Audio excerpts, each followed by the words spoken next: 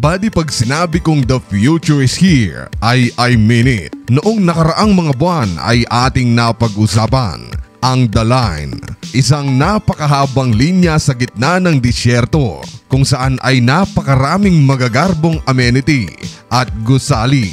And today, this 2023, ay mayroon na naman akong ibabahaging futuristic na gusali. Pero di tulad ng The Line na under construction pa, ay ito buddy, ay abot kamay na nating lahat. And to this very moment, habang pinapanood nyo itong video, ay gumagana, functional na at pwede nyo nang bisitahin. Wala nang iba kundi ang The MSG Sphere ang pag-uusapan natin. Dito lang sa channel na kung ikaw ay may kaalaman, hinding-hindi ka malalamangan. And the story goes like this. Una nating pag-usapan ng lokasyon. Matatagpuan ang gusaling ito sa bansang USA, partikular na sa Las Vegas, syudad na pugad ng mga high-ranking, top-of-the-line athlete at sporting events sa mundo. Dito madalas ginagawa noon ang mga laban ng ating pambansang kamao, MGM Grand Garden Arena. Ladies and gentlemen, please welcome boxing's legendary and only 8-division champion of the world, introducing Manny Pacman Pacquiao!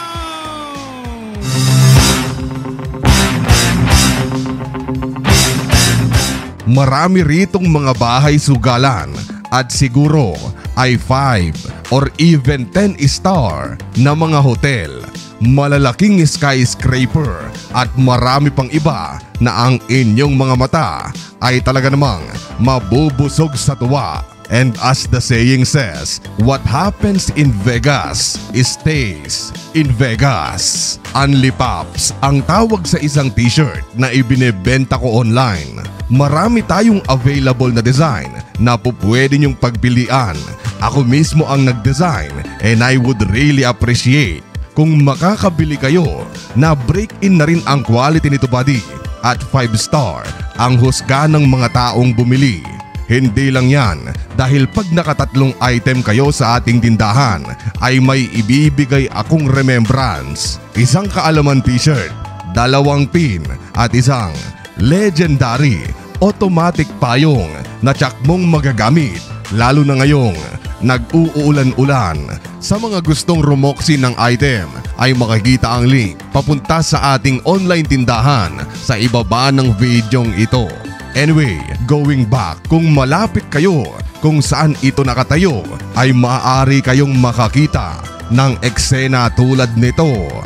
Neto.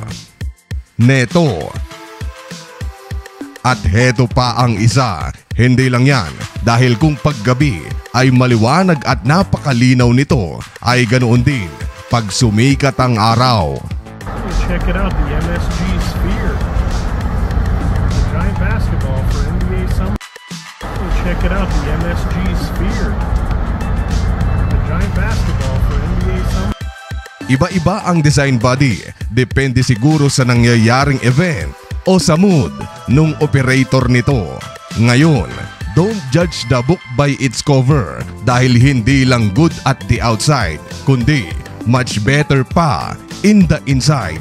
Ang MSG Sphere sa loob ay magsisilbi itong entertainment at music arena. Pwede ring gawin ang boxing event dito sa loob at hindi na ako magtataka buddy kung dito magsusuntukan yung 2 bilyonaryo na si Elon Musk at si Mark Zuckerberg. Maaari kasi itong maging promotional material ng Meta, lalo na may Meta Quest VR headset buddy na ibinebenta yung Facebook. Sa loob din kasi ng Sphere ay optional ang paggamit ng VR goggles. What do you think? Sounds kinda boring buddy ano? Pero dyan ka nagkakamali dahil sa loob ay bukod sa mga nabanggit ko ay makikita mo lang naman ang the world's largest LED screen na may ultra-high resolution na 19,000 by 13,500 pixels lang naman na nakapalibot sa loob. Para mas maintindihan ay hindi lang ito 4K resolution, hindi lang din ito 8K, kundi 16K resolution ang mapapanood mo sa loob. At syempre, hindi rin magpapahuli ang sound technology sa loob ng MSG Sphere dahil mayroon itong state-of-the-art, top-of-the-line audio quality.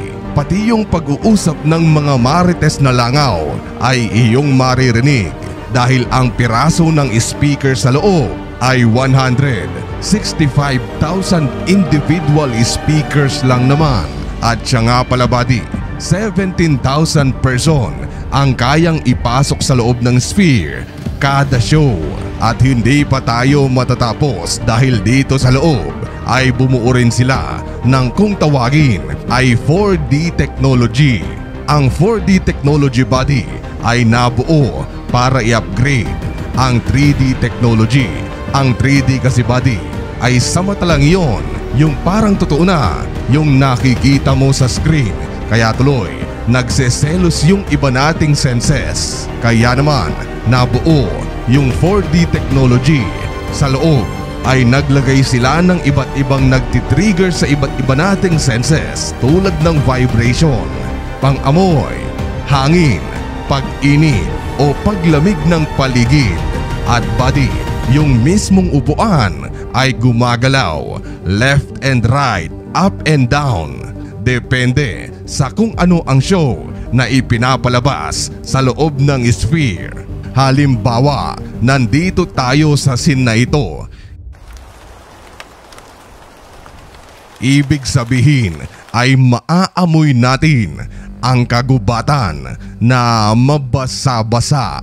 Heto naman buddy, mabasa-basa din pero siguro ay medyo may lansa ng kaunti.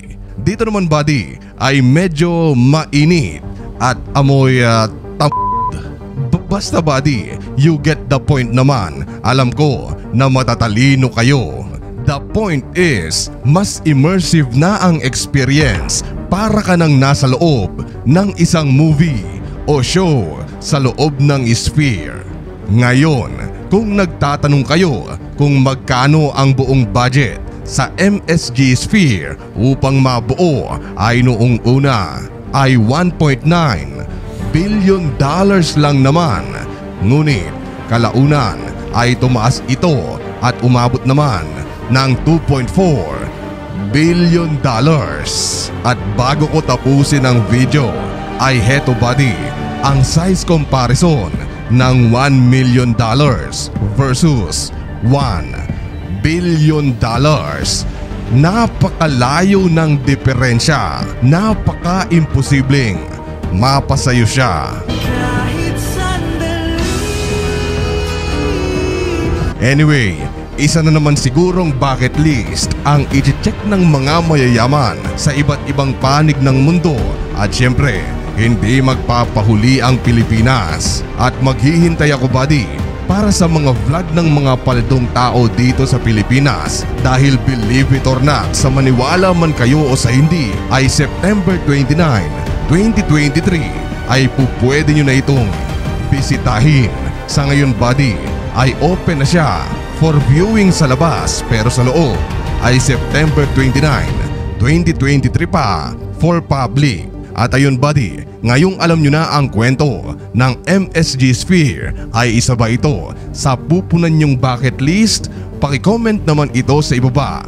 At siguro ay dyan na matatapos ang videong ito. Muli, ako po ay lubos na nagpapasalamat sa walang sawang suporta, and as always, thank you so much for watching. Goodbye.